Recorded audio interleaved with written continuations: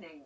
The footballing world is tonight remembering the former England manager Sven Erickson, who has died at the age of 76.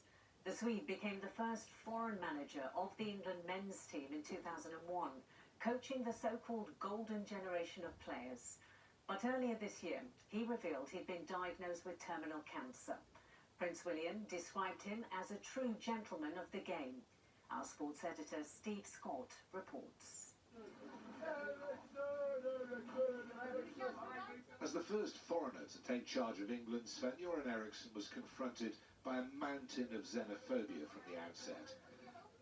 Terry Venables and Bobby Robson had been the popular choices to replace Kevin Keegan, so the Swedes' unveiling proved uncomfortable. I can't do anything about it. I'm a Swede, that's it. I've been offered the job and here I am.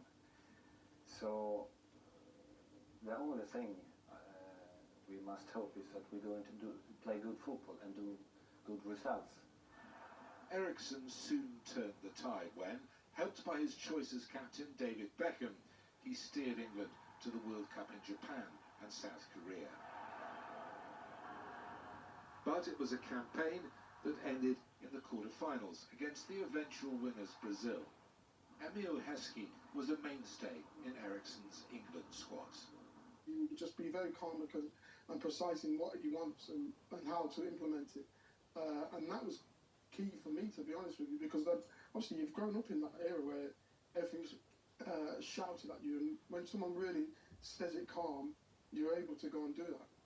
His high profile meant front as well as back page attention, but an affair with TV presenter Ulrika Johnson, 19 years his junior, still shocked many.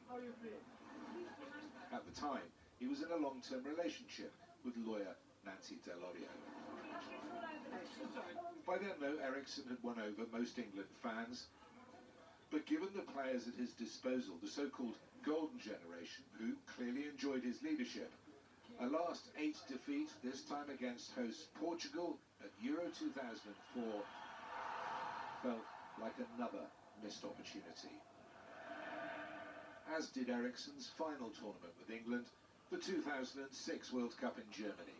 Another quarter-final exit, again to Portugal, and Ericsson's swan song proved as frustrating as all his previous big tournaments. Under him, England were actually worse than the sum of their parts. I'm sorry for the squad. I'm sorry for the fans. Really sorry, because I think with all the fans we have out there, they deserve to have a team in the semi-final or in the final. After England, he had short stints at Manchester City as director of football for new wealthy owners at Notts County, and also a spell at Leicester City. Those jobs were interspersed with leading other clubs and national teams overseas, but he never again reached the heights of his England role. Of all those who've led the Three Lions, he remained one of the most popular, which was why, when he revealed he hadn't got long left, the support for him was warm and widespread. I have no pain, but I know it's there. One day it will take you.